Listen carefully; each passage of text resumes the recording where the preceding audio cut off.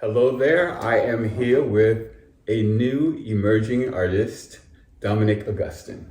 Hello. Thank you for coming. Of course, of course. But for the audience that doesn't know you, I like to start from the beginning. Okay. Where were you born? I was born in Brooklyn, New York. All right, Brooklyn. I'm from Haiti. Well, my family's from Haiti, yeah. Mm-hmm. I'm first generation Brooklyn, New Yorker. Right. And yeah. So Okay. Brothers, sisters. I have one brother, one sister, both older than me. I'm the Okay. youngest. Oh, so you're the youngest. Yes, Mhm. I am. Okay. And when did music creep into your life?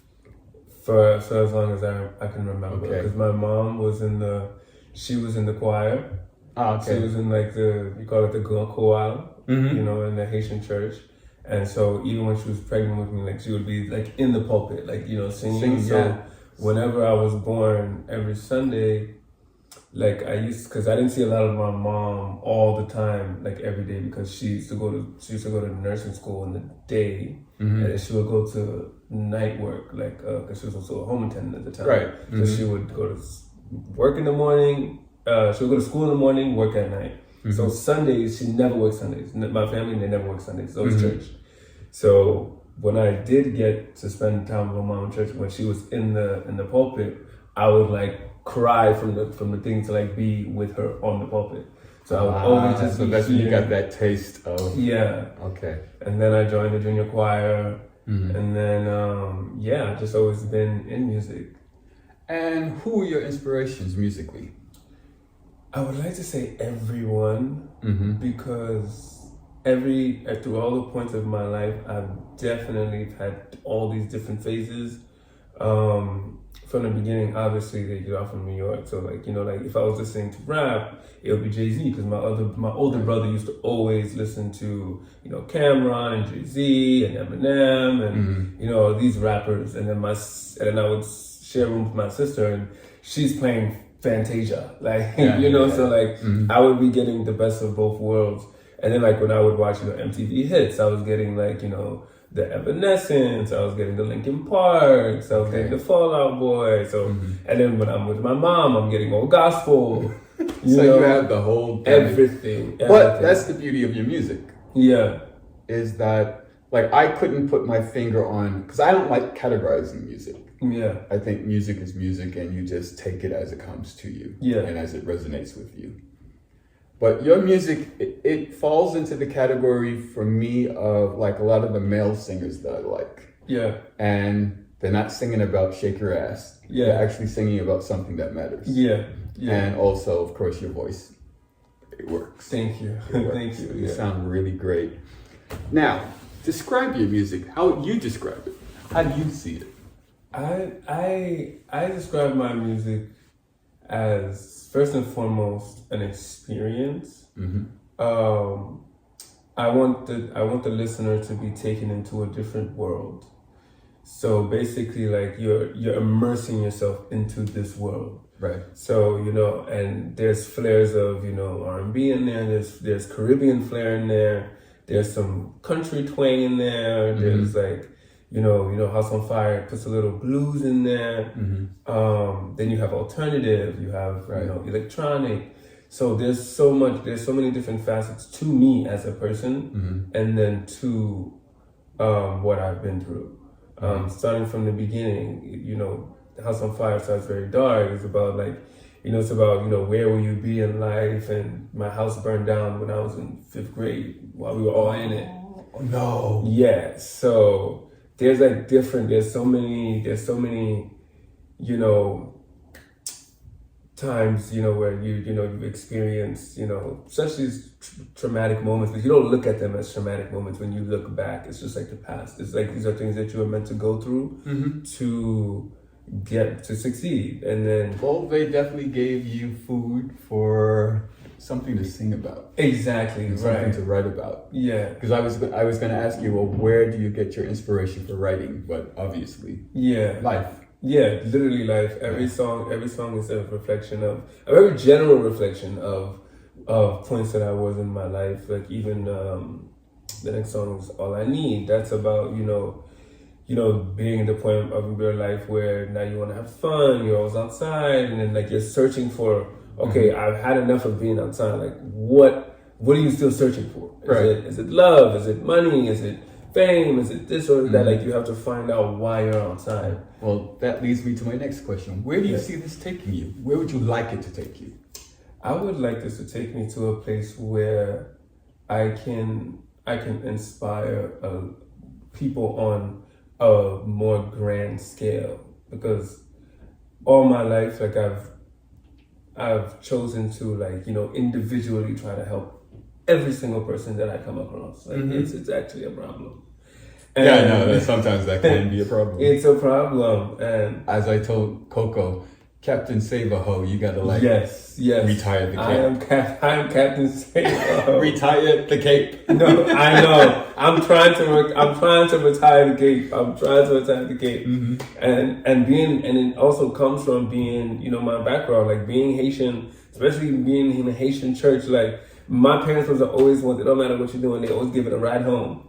They're always fixing somebody's house for free. They're always doing whatever, and they're always doing something for somebody. Always. That's always what I've been seeing. But that's a beautiful thing. I mean, it becomes beautiful, but then now, you have to mix that in with like ego, and it's like, oh, I can help this person. Like, and then you get trapped into helping this person, and you're like, damn, I bit off more I can chew. The great white hope. Yeah, great black hope. And so I got to a point where I was exhausted, all my energy helping every single person around me, and then I was just like, all I needed, what I really need to do is to focus on myself and to do the thing that is going to be able to reach people on a global level. And if they understand it, they understand it. If they don't, they don't. So you want to be a global artist? I want to be a global artist, yes. Which I think that's definitely the aspiration. It should be. Yeah. Because being local is like, what's the point? Exactly. Yeah. Now, what are you working on now? Now, Kingdom is the name of the project. Yes. So tell me about the project. How did that come about? So I started modeling about 7 years ago, and by my second year modeling, I was just like, I need more. Like, because this is just like, modeling kind of fell on my lap. Like, I never thought that I would be modeling and stuff like that. Like, I always wanted to be in the fashion industry. So, I was working in the Vogue closet, and then that's how, like, I got scouted and started modeling, whatever. And that took off. But then I reached a place where I was just like, where's the rest? Like, this is because everybody always, because even like the directors would tell me, they're like, we're not booking you for your look, we're booking you for your personality. Like, we're booking you because you are something else, you are something different. So I thought to myself, like, I always knew that in the end I would be doing music. You understand? So but I wanted to wait until things started making sense. And so that second year, I met one of my friends at an event, and he was just like, "Yo, my roommate has a in-house studio." When people say they have an in-house studio, it's like a computer and like a... Yeah, that's basically it. I don't know, I can do that in my house. I'm not doing it. But then, like,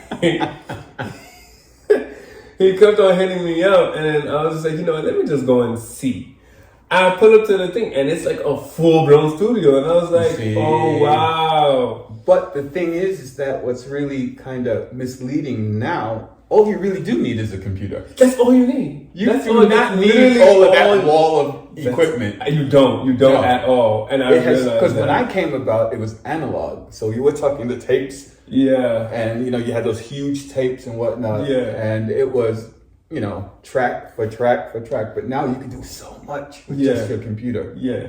No, that's like, so basically, so for those last 6 years, I've just been working in my friend's studio. He's been so kind to, like, just be there for me the whole time. And so I would bring in, like, my friends from church. I would bring in my guitarist. I would bring in, like, my drummer, who was my best friend. I would bring in my pianist, just like, I'll be orchestrating different, sounds. And so you're an undercover producer also. Oh, absolutely. Yeah. Definitely. But I think this day and age, we have to produce ourselves. Yeah. So that whole Yeah. project you heard, I produced Yeah. myself. Nice. I would just I would produce. So after those years, I would be working on all these different songs, and I was starting to realize that the music I was making doesn't sound like anybody else. Some was quirky, some was weird, some was dumb. But this is a span of 7 years. But then Corona happened, and so once Corona happened, that's when I was just like, you know what? Let me play on GarageBand. Let me play on GarageBand. I'm bored. So then that's how I started just using a computer. Right. And then that's when I was just like, yo, I can do this myself. And that's how All I Need came about. That's how Dark Angel came about. And then so I made and that's how Charmed came about. I made all those 3 songs. During that time, I made the demos, and then I would take it to my friend's studio, and then have and then we'll structure it out, and then I'll have my friends come, and and basically that's how it was created. But there's something so enriching about doing it yourself. Yes, because you see who you are as a, and I'm still learning who I am as an artist, absolutely. But it lets you understand that what you can create. And I think that's how I understood that I can create a whole world of within my own craft. It's and also a world that really reflects you.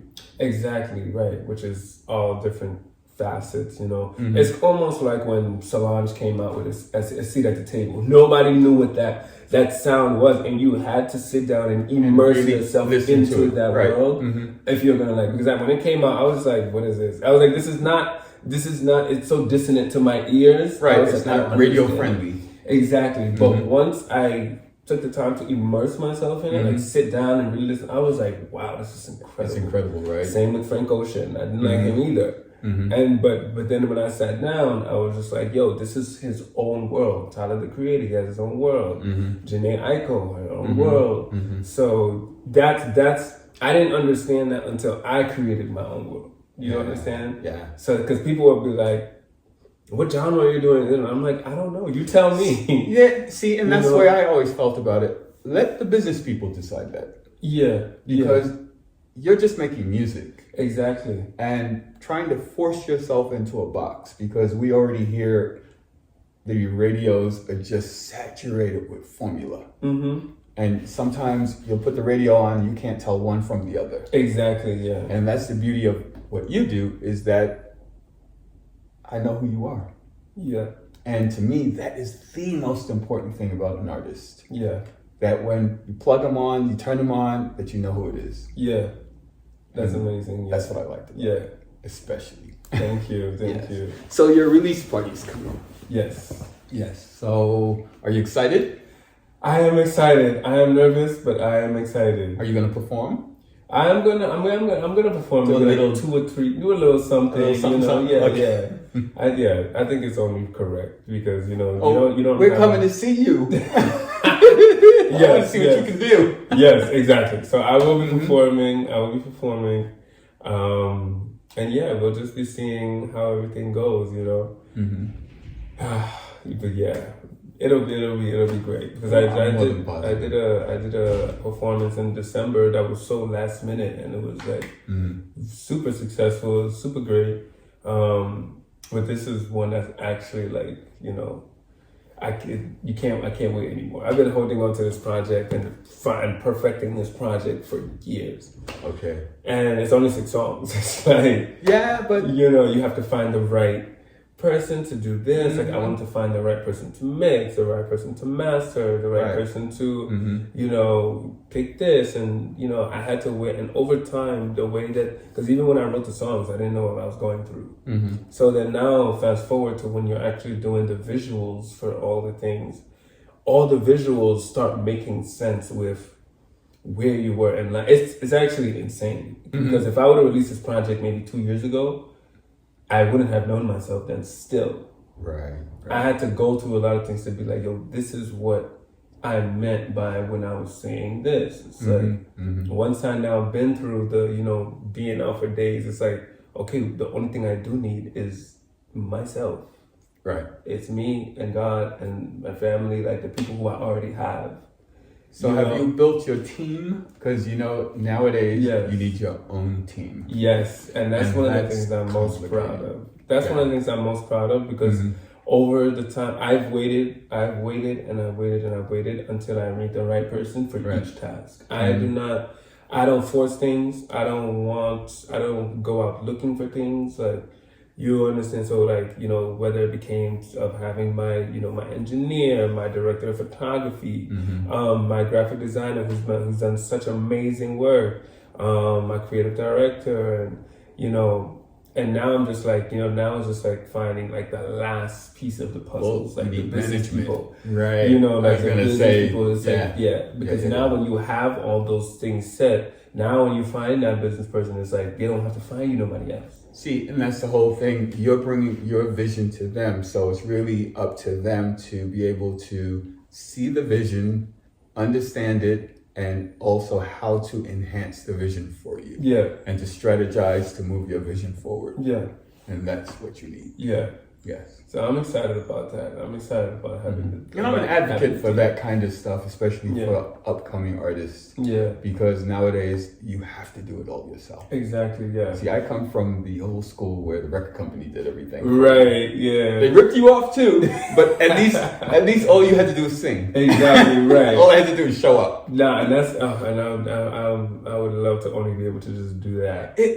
It's draining. Yeah. But that's my whole point of having it. That's why it's called Kingdom. Yeah. Because it's about building your own kingdom. Nice. And it's about having what you need and having everything that you need. Basically curated by you and something that is unique to you as a person, and just building a safe place for you and the people that you're working with as well. They should feel like they don't even need anything else, or they should feel that they can create something for themselves. And that's the main thing that I want to be. That's the main thing I want to do. I want either you can find refuge in my kingdom, or you can learn how to build your own. Yeah, exactly. And no matter what, people are going to learn how to build their own. Just by being around, watching, and growing as a person. So, yeah, that's kingdom for you. How do you define success? What does success look like for you? Success to me looks like family. It looks like just being able to create your vision and having it, change the minds of people who need help, and to be able to just create an atmosphere where you and your people are safe. Right. That is success to me. So then we're going to take it one step higher. What do you want your legacy to be? Yeah. And I know you're so young, you're like, a legacy. No, for real. But it's something that, a lot of people don't think about that. Yeah. I want my legacy to be, I wanted to show the things that I've done that have been in every single field I've wanted to do. So it's about I wanted to make a difference in any field that I stepped into. Whether it was, going to Howard, whether it was, being a Haitian, going to, being one of the only Black kids working at one of the biggest, fashion PR firms, then, meeting somebody in front of the elevator and getting hired at Vogue, and then, becoming a model, and then doing music and doing photography. That's how I got my first job. Like, all these things that I've done, I put myself in every position, and I went out and got it. Like, I went out and got it. Like, I put myself in those spaces, I put myself in those positions. I also, I dreamt of what I wanted to do, and music has been the longest thing that I've had to do because it's something that I actually have to work for. Everything else I didn't have to work for, literally. Like, these things just fell on my lap as I just knew that it was part of my destiny to, go through that path. It's almost Veni Vidi Vici. No, literally. I came, I saw, I conquered. No, literally. That really is what it is about. Exactly. Yeah. And music is the last thing that I need to be conquering right now, because it's also the biggest thing that I'll be doing. And as for legacy, I want, my music to live on. I want it to be timeless. I want my work to be, seen, whether it's by one person or millions or thousands or hundreds, that it changed the life of one person. And if it changed the life of one person, that means the spider web has now, been formed. So it's just, so that's about it. I just want my legacy to live on and, inspire people to create their own legacy. Well, Dominic. Yes. This has been a pleasure. Oh, it's been such a pleasure too. It's my first interview, by the way. Oh, really? Is it? Well, yeah. I'm so glad I'm the first one to get it. Yes, you are. So I hope I did well. No. It's beautiful, beautiful. You've said some amazing things.